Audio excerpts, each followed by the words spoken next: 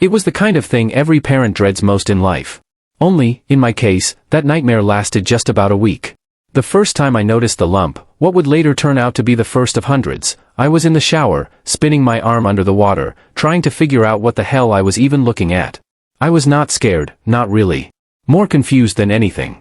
The thing on my arm had traits I could recognize, like bits and pieces of things I already knew, but mixed together in such a strange way that my brain could not quite process it. It looked kind of like a bug bite, round and raised, but it was way too big for that. The size of an Oreo cookie instead of a piece of candy. The color was odd too, somewhere between purple and red, like a bruise that had just started to fade. But it was brighter than that, richer somehow, more alive. A sharp, violent violet that seemed to pulse under the skin. And right there at the top of it was something I definitely knew. A tiny white pebble glimmering in the light, like somebody had pushed it in on purpose. It was a tooth. I remember stepping out of the shower and drying off, careful around the new lump, patting it gently so I would not pop it open. I held my wrist close to my face and tried to pinch the tooth with my fingers, thinking maybe I could pull it out, but the damn thing would not budge. Frustrated, I went to the mirror, pulled my mouth wide open with one hand, and studied my gums. There was that weird in-between stage going on, some baby teeth, some adult ones, but I could not figure out where one had gone missing. In my 9-year-old brain, there was only one explanation that made sense: it must have fallen out while I was sleeping, hit my arm somehow, and stuck there like a dart. Yeah, that had to be it. My tooth was Excalibur, and my arm was the stone. The idea that it might have grown out of my skin never even crossed my mind. I was just a kid losing teeth, and somehow one ended up stuck in my arm. Simple logic, right? I showed it to my mom at breakfast the next morning. Her reaction was anything but simple. She smiled, sort of, but her lips were trembling, and her eyes looked glassy. Her pupils started to grow, spreading wide like ink in water. It was the same face she had made the morning after Grandma passed away, right before she told me. I remember thinking, guess it's not that simple after all. The days after that were a blur. It felt like falling but never hitting the ground, just tumbling endlessly. My parents moved me from one place to another with this kind of frantic urgency, whispering to each other but never giving me a straight answer. It all happened so fast, and I think my brain kind of shut down for a while. Most of my memories from that week come in flashes, like snapshots from an old film reel. I remember the color of the walls in my doctor's office, a minty green that reminded me of toothpaste. It actually made me wonder if I should start brushing the tooth on my wrist. Would I do that before or after brushing the ones in my mouth? And since it was on my arm, did I need to brush it more or less often? I never had the nerve to ask. I remember how softly Mom would whisper the word oncologist, like it was something dangerous to say out loud. She whispered it the same way she used to talk about maybe taking our old dog for his final walk, or the way Hermione whispered Voldemort in those Harry Potter movies. Like saying it might make something bad happen. And I'll never forget the moment she got the call with the biopsy results. When the oncologist said it was benign, she just collapsed. Her knees gave out right there in the kitchen, like someone had cut all her strings at once. Dad stood stiff beside her, arms folded across his sunburned skin, his jaw locked tight. Mom covered the phone with her hand and turned to him, her face breaking into something close to relief as she whispered the word again. Benign. I had never heard that word before, but I liked it.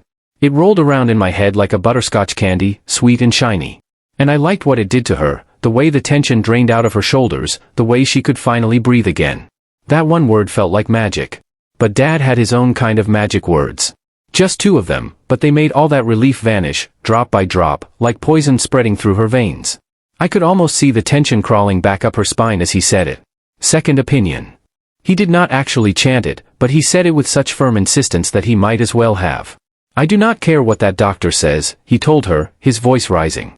This is our son we're talking about. He said there's a 97% chance it won't come back once they remove it, but how the hell can you be 97% sure of anything? Either it comes back or it doesn't. That's not math, that's guessing. We're getting a second opinion. I shrank down in my chair, trying to take up as little space as possible in our already cramped mobile home. Mom pressed her lips together. We can barely afford the medical bills as it is, she said quietly. So, what's your brilliant plan, John? What did you have in mind? Dad gave her that look, the one that always meant trouble, and said, glad you asked. Oh, there is absolutely no question about it. It will come back once it's taken out, 100%. I would bet my life on that, said Dr. Harold Whitman. I tried to hold my arm steady while this sweaty man in a 3-piece suit and a be-on-the-lookout tie leaned in to inspect it. The stool beneath him let out this awful screech as he rolled closer, and the second his hand brushed my wrist, I jerked my arm back like a spring-loaded knife snapping shut. From the moment we walked in, everything about my dad's so-called second opinion felt wrong. Dr. Whitman, he insisted I call him Harold, didn't work out of an office or a clinic. His practice was inside his mansion. Yeah, a mansion. There were no posters showing organs or skeletons, no sterile paper sheets on an exam table, not even one of those jars full of tongue depressors. I sat in a creaky old wooden chair, still in my jeans and t-shirt, surrounded by walls cluttered with weird, witchy junk, framed butterflies trapped in clear blocks of resin, bright plants hanging from twisted pots, glittering crystals laid out beside painted tarot cards stapled to the plaster. Every inch of the place looked like a mix between a fortune-teller's tent and a garage sale. The only thing remotely medical about the guy was the pair of latex gloves he wore, and even that ended up being worse than nothing. At first, I was relieved to see them. Gloves were something I recognized. They made me think, okay, this guy might actually be a doctor. But when I noticed the long, yellow fingernails poking straight through the gloves, the comfort vanished fast. His nails were cracked, spotted, like they belonged to someone who had been digging in dirt all day. Some even looked infected. When one of them scraped against my skin, I nearly threw up. The physician you saw before me wasn't completely wrong, he said, peeling off the torn gloves and shoving them deep into his jacket pocket. His hands glistened with sweat, and the smell of it mixed with something sour, like old onions. It is a teratoma. A germ cell tumor, you see. They can grow all sorts of things, hair, teeth, fat, bits of bone. He chuckled softly. I'll stop there. No sense giving you nightmares. He winked at me when he said that. And man, if he thought that was charming, it wasn't. It made my stomach twist. Something about the way he looked at me, those small, black, bead-like eyes on that pale, wide face, it just felt wrong. I felt dirty, like his stare left grease on my skin that I couldn't wipe away. My mom, who had been silent most of the time, finally asked, her voice trembling, "Does that mean it's malignant?" She whispered that last word, as if saying it too loud might make it true. Dr. Whitman shook his head and dabbed his forehead with a yellow handkerchief that looked about as clean as his nails. No, ma'am. I wouldn't say it's malignant. Recurrent would be more fitting. That means I expect it will grow back. Malignant, well, that would mean it grows back and... He stopped himself mid-sentence, catching the word before it left his mouth. But I knew what he was going to say. I wasn't a little kid anymore. Kill. He cleared his throat and forced a smile. Forgive my bluntness. I have not treated a child in quite some time. Used to, back in the day, but pediatrics got a little too painful for me after. Well, let us just move past that. He clapped his hands once and continued, anyway, the tumor will reappear eventually. It should be removed, not because it's dangerous, but because letting it grow too large could be distressing for your boy. I am glad your husband found my card and decided to reach out. I understand that finances are tight. Don't you worry about that. I did not become a doctor to bankrupt good people. We can work out an income-based payment plan. My assistant, Donna, will handle the details. I trust her far more than I trust myself with paperwork. He motioned for us to follow him through his echoing house and out the back door. We stepped onto a cracked patio where an older woman sat at a small iron table, stirring a cup of black tea with a dainty silver spoon. She didn't look up right away. The backyard must have been beautiful once. You could tell by what was left of it, the dead flower beds, the half-collapsed treehouse in the corner, a rusted bike being swallowed by weeds. There was even a stone fountain that had dried up years ago, full of old coins people must have thrown in when it still worked. Every penny looked like a dead wish. When the woman finally turned toward us, she looked irritated at first, like we had interrupted her quiet moment. Her face softened the second her eyes landed on me, though. The scowl melted into something stranger. It was kind of like joy, but hungrier, sharper, almost predatory. Her smile stretched wide, lipstick smeared along her teeth. And unlike her husband's tiny eyes, hers were enormous, big, pale orbs that filled her sockets so completely it seemed like they might spill out. And those eyes stayed on me. The entire time. Even when she spoke directly to my mom. Donna, could you go over the payment details with these folks? Dr. Whitman said, turning to head back inside. He shut the screen door behind him, but his eyes lingered through the glass for a moment, still on me. His expression wasn't the same as hers, though. There was something wistful about it, sad, maybe, but it didn't make me feel any better. So I did what any scared kid might do in a weird situation like that. I pretended to fall asleep. Closed my eyes, curled up in the chair, and let out these exaggerated snores, hoping they'd stop staring at me. Eventually, I felt my mom scoop me up and carry me out to the car. That was your second opinion? She hissed at my dad as soon as we got home. You could almost taste the argument before it began. that sharp, metallic tension that filled the air like static before a storm. I slipped down the narrow hallway of our trailer, shut myself in my room, and crawled under the blankets.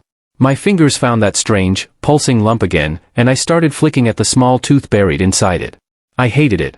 God, I hated it, that thing that didn't belong to me, yet grew from me. A few days later, we went back to the first doctor. The ordinary one. The oncologist. They put me under, and the tumor came out cleanly, painlessly, like it had never been there. But 3 weeks later, another lump surfaced. Same place. Same size. In the end, Dr. Hawthorne had been right all along. The new one didn't have a tooth this time. It was smoother, more rounded.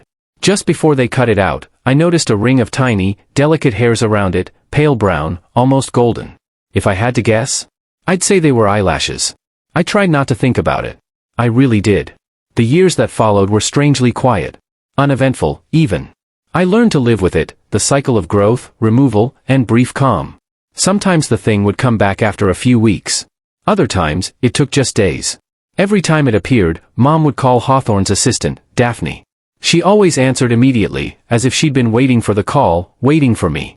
In my head, I pictured her sitting outside their house, swirling a cup of tea gone cold, staring into that dead, overgrown garden while the phone vibrated in her hand. No matter how many times they cut into my wrist, it never scarred. Not once.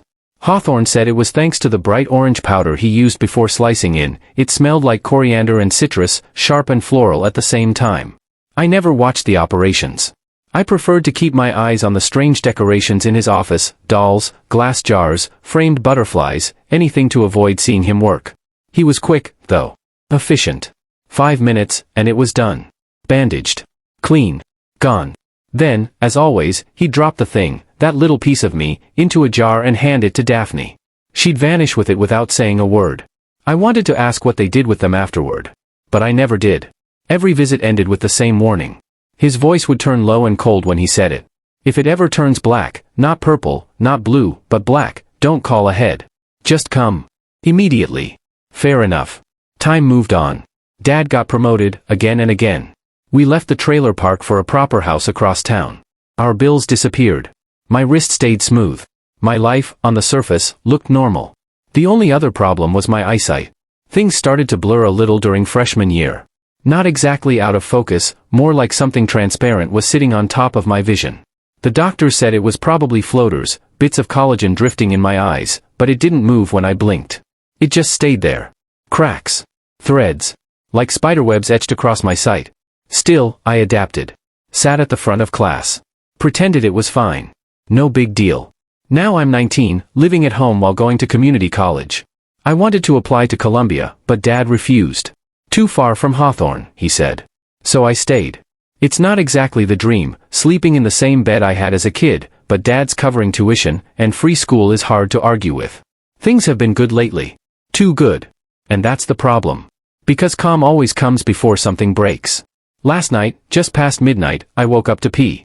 The light was harsh against the mirror, that awful bathroom white, and when I glanced at my wrist, I froze. Another lump. About time. But this one was different. No tooth. No lashes. Just black. Black like burnt metal. Black like the pupil of my mother's eye when she first saw it. I didn't wake them. Didn't even think. I grabbed my keys and drove, just like he told me. No calls, no hesitation. Straight to his mansion. The moment Hawthorne opened the door, I knew something was wrong. He looked terrified. Before I could say a word, his heavy hand clamped down on my shoulder and pulled me inside. His breath came out in misty bursts, it was that cold. The air in the house felt thick, like it had weight to it. And then he said it. The sentence that hasn't stopped echoing in my head since. I've been meaning to show you my son's old room. My stomach dropped. I tried to fight, to pull free, but he was far stronger. We climbed the stairs together, his grip unyielding, and with every step the air got colder, my legs heavier, like invisible wire was tightening around me. Then, from the dark at the top of the stairs, 2 pale, jelly-like eyes appeared. Daphne. She opened her palm and blew that orange dust straight into my face. It smelled sweet, like flowers, like decay. My lungs filled with it. My head went light. And as my vision faded into black, that same black, I realized it matched the color of my tumor. Then everything disappeared. The first thing I heard was sound, muffled and shapeless, like voices underwater. Words stumbled through layers of fog and medicine, dissolving before they reached my brain. Then, clarity cut through. You didn't mean harm, Hawthorne. You've always been kind. You wanted to protect him, to keep the boy from suffering.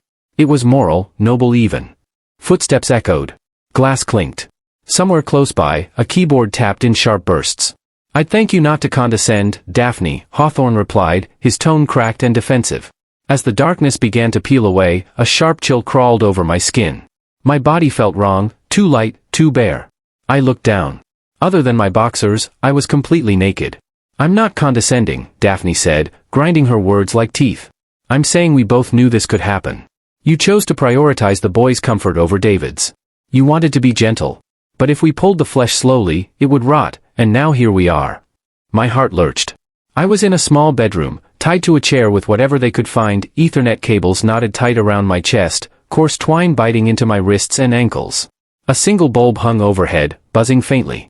The yellow light swayed across the walls, peeling posters, dusty trophies, faded photographs, some of Daphne and Hawthorne together, smiling stiffly beside a boy I didn't recognize. He looked like me. Or rather, like a version of me 10 years younger. Not identical, but close enough to make my stomach turn. At a desk cluttered with glass and metal, Daphne crushed something with a mortar and pestle while Hawthorne scribbled notes and punched at an old calculator, muttering numbers under his breath. Between them sat a beaker, empty and waiting. Around it were strange, horrifying things, dried petals, jars of pickled flesh, tiny vials of insects still moving, steam rising from mismatched teacups. Across the room was a bed, if you could call it that. A massive shape lay under a navy comforter. The blanket shifted, but not like a sleeping body. The surface rippled, bubbled, as if something inside was breathing through liquid. A low hum vibrated from the machinery beneath it, like hidden freezers running non-stop. When I finally found my voice, the scream that came out didn't sound human. My eyes shot upward, catching the ceiling, and my blood froze. I knew that pattern. The thin cracks, the twisting lines, the webs. The same ones that had haunted my vision for years. I screamed again, louder. But they didn't even look up. Daphne, would you? Hawthorne started. There's no time, she snapped, smacking the back of his head. None. He paused, sighed, then kept writing. I screamed until my throat shredded itself raw. Then, when no one came, when it was clear that no one ever would, I stopped. After a minute or so, Hawthorne dropped his pencil like he'd just solved an easy equation. 6.5, he said flatly. That should be enough. Enough to harvest 20 grams before the tissue spoils. Shouldn't kill him, either. Daphne filled the beaker with saline. Hawthorne reached for a jar filled with what looked like translucent red marbles, each with a tiny silver cross embedded inside. He struck a tuning rod, releasing a pair of notes that clashed so violently it made my teeth ache. Then he rubbed one of the marbles along the vibrating metal. The sound shifted, the marble began to hum, trembling on its own.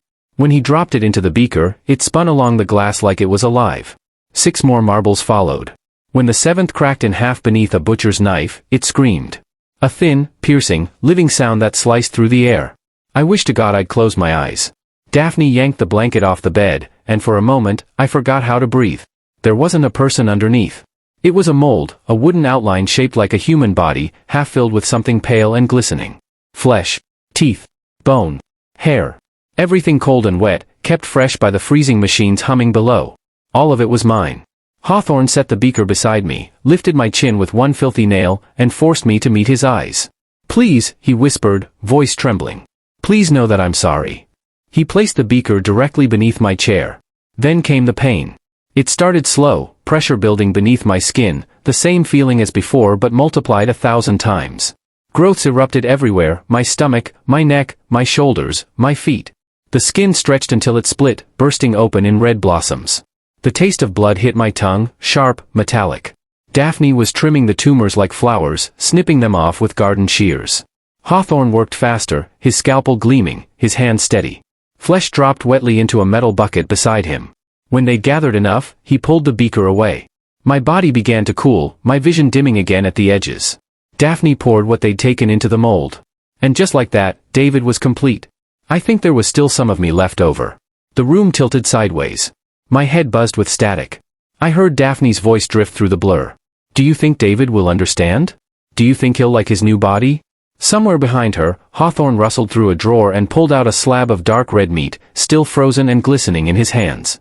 Then everything went silent. It looked like a heart. Hawthorne held it up, glistening and still, then pressed it into the mold with trembling hands. Of course he will, he murmured, striking a match.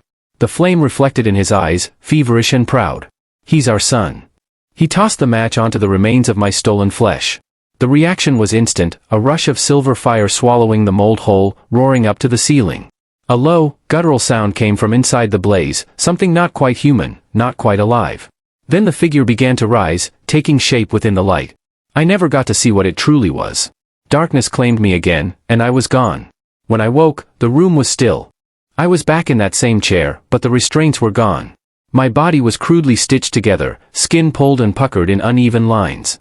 And 4 dripped above me, the last few drops of blood sliding down the tube into my arm. 2 other empty bags hung limp beside it. Someone had folded my clothes neatly beneath the chair. My phone sat on top, fully charged. The kindness of monsters. It hit me all at once, shaking, crying, gasping for air. I paced the floor, scratching at my own arms as if I could claw the memory off my skin. When I finally managed to think clearly again, I dressed, grabbed the phone, and hovered over the call button. Dad's number glowed on the screen. But my thumb froze. Something clicked. A thought I didn't want to have, a truth too ugly to let in. I looked around the room. Everything was gone, the jars, the powders, the photographs, the trophies, stripped bare. Only the wooden mold remained, sitting quietly in the corner. It was empty.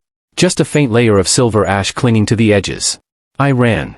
I don't remember the drive, only the sound of tires tearing through gravel and my own breath hitching in my throat. When I burst through our front door, the house was silent. Mom and Dad were at work. I charged upstairs and into my bedroom. The bed frame looked the same as always, smooth oak, solid, ordinary. I knocked on it. It sounded hollow. That didn't mean anything. I told myself that. Over and over. Dad got promoted. That's all. Promotions, hard work, luck. That's all. Still, I couldn't stop. I ran my hands along the edge of the frame. Nothing. No marks. No sign. Then I reached the side pressed against the wall, the one I'd never seen. I dragged the bed away. The wood groaned like it was begging me to stop. My stitches tore open when I pulled, a sting blooming across my stomach, but I didn't care. Halfway down the hidden panel, I found it, a narrow slit. I pressed on it. A soft click. The compartment slid open. I aimed my phone light inside. A single glass sat there, half filled with saline. And inside it, floating, turning on its own, was one red marble with a tiny silver cross at its heart. Spinning. Spinning. Spinning. I leaned closer, squinting through the reflection on the glass. And for the first time, I understood what I'd been seeing all those years, the faint images that clung to my vision, the web of lines that never moved. It wasn't a distortion. It was a window. The image wasn't static anymore. It was alive. Constantly shifting, breathing, watching. A window into David's eyes. And no matter how hard I try, I don't think I'll ever be able to close it.